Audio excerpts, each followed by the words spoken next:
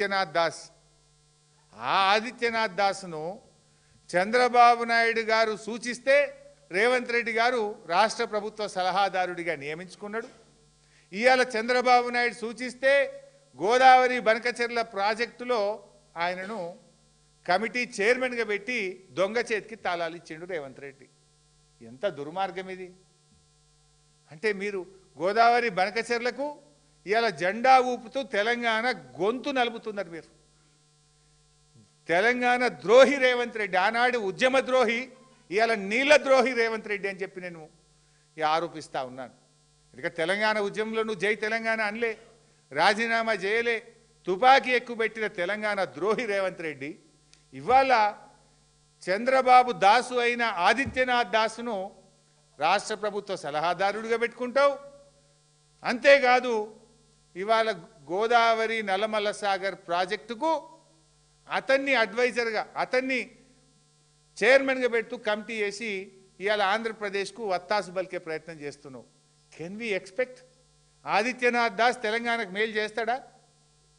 ఆయన ఆంధ్రప్రదేశ్కు 10 ఏళ్ళు జలవనరుల శాఖ కార్యదర్శి, ఆంధ్రప్రదేశ్ చీఫ్ సెక్రటరీ, తెలంగాణ ప్రాజెక్టులకు వ్యతిరేకంగా 100 ఉత్తరాలు రాసిన వ్యక్తి, తెలంగాణ ప్రాజెక్టులను అడుగడుగున అడ్డుకున్న వ్యక్తి. అటువంటి వ్యక్తిని అసలు సలహాదారుడు పెట్టుడైంది. ఈ గోదావరి బనకచెర్ల కమిటీ వేసుడే తప్పు. ఆ కమిటీకి ఆదిత్యనాథ్ దాస్ను చైర్మన్గా పెట్టడం అంటేనే నువ్వు తెలంగాణ ద్రోహివి. బట్టబయలైపోయింది నీ దొంగతనం. అంటే ఇన్ని అబద్ధాలా? చెప్పు ఇప్పుడు రేవంత్ రెడ్డి, కమాన్, ప్రజలకు సమాధానం చెప్పును. ఇవాళ ఆంధ్ర ఏజెంట్ ఆదిత్యనాథ్ దాస్ను చైర్మన్గా పెడతావా నువ్వు? ఇది ద్రోహం కాదా? ఇది తెలంగాణ ప్రజలను దగా చేయడం కాదా? ఇది ఆంధ్రాకు దాసోహం కాదా? ఇంకా జోక్ చెప్పాలి మీకు.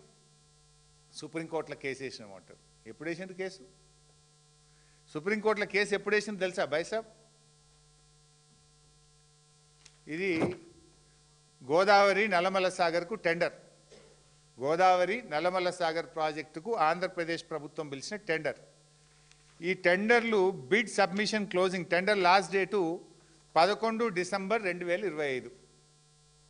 గోదావరి నల్లమల్ల సాగర్కు టెండర్ పిలిచింది Andhra Pradesh. Tender last date 11 December. ఈయన కోర్టుకు ఎప్పుడు పోయింది తెలుసా బైసప్? మంచిగా అదంతా అయిపోవాలి కదా. 16 డిసెంబర్కు కోర్టుకు పోయిండు. అంటే టెండర్ అయిపోయేదాకా, బిడ్లు అయిపోయేదాకా 16 డిసెంబర్కు కోర్టుకు పోయిండు. ఇంత దుర్మార్గమా? ఇక్కడ ఇంపార్టెంట్ పాయింట్ ఏంటంటే 16 డిసెంబర్కేమో కోర్టుకు పోయిండు, 23 డిసెంబర్కేమో కమిటీ చేస్తూ ఉత్తరం రాసిండు.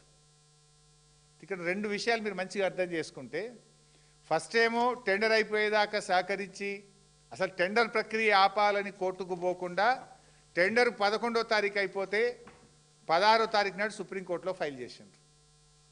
అయితే ఇక్కడ ఈ కోర్టులో నామమాత్రం, ఇది తూతూ మాత్రం, నువ్వు ఏదంటారు చూడు, నువ్వు కొట్టినట్టు చేయి, నేను ఏడ్చినట్టు చేస్తాను ఏదో ఉంటుంది కదా, అట్లున్నది కథ ఇది. ఈ 16వ తారీఖు నాడు కోర్టులు వేసిండ్రు. కోర్టులు వేసి 23వ తారీఖు నాడు కమిటీలో అపాయింట్ చేస్తూ లెటర్ కేంద్ర ప్రభుత్వానికి రాసిండ్రు. అంటే ఇక్కడ ఏమైపోద్ది, కేంద్ర ప్రభుత్వం కానీ ఆంధ్రప్రదేశ్ ఏమంటుంది, ఈ గోదావరి నల్లమల్ల సాగర్ మీద, గోదావరి బనకచెర్ల మీద మేము మాట్లాడుకుంటున్నాము, తెలంగాణ ఒప్పుకున్నది, ఒప్పుకోవడమే కాకుండా ఈ సమస్య పరిష్కారానికి కమిటీని అపాయింట్ చేస్తూ మాకు ఢిల్లీకి ఉత్తరం రాసింది, మేము మాట్లాడతాము అని కేంద్ర ప్రభుత్వం అంటుంది సుప్రీంకోర్టులో. ఆంధ్రప్రదేశ్ కూడా ఏమంటుంది, ఇది మీ కోర్టుల కేసు వేసింది 16 తారీఖు, కానీ కమిటీ వేసింది 23 తారీఖు, కోర్టుది మొదలు, కమిటీది లేటెస్ట్ కనుక కమిటీదే కరెక్టు, కోర్టుది నల్ అండ్ వైడ్ అయిపోతుంది, కోర్టులో జల్లుతుంది. ఇక 16 తారీఖు ఏమో కోర్టులో కొట్లాడటానికి కేసు వేస్తుంది, 23 తారీఖు నాడేమో మాట్లాడుకుందామని కమిటీ వేస్తుంది.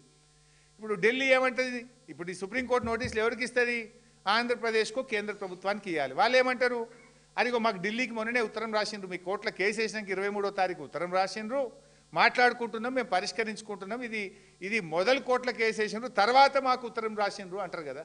అప్పుడు కోర్టులో నీ కేసు వీక్ కాదా, court case null and wide కాదా? నువ్వు కమిటీ వేస్తూ గోదావరి బనకచెర్లకు టెక్నికల్ ఇష్యూస్ పరిష్కారం చేయడానికి ఒక దొంగకు, ఆంధ్ర ఏజెంటుకు, ఆంధ్ర దాసుడికి ఆదిత్యనాథ్ దాస్ చైర్మన్గా పెట్టి ఇటు కమిటీ వేస్తుంది 23 తారీఖు నాడు. అప్పుడు నీ కోర్టులో నీ కేసే వీక్ అయిపోయాయి.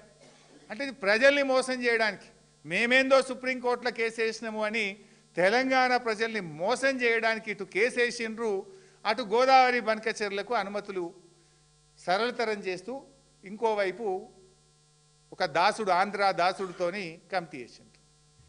ఇక ఇంకా డేంజరస్ పాయింట్, లాస్ట్ పాయింట్, అసలు ఈ ప్రభుత్వం ఎంత మొద్దు నిద్రపోతుందంటే చాలా బాధతో మాట్లాడుతుంది.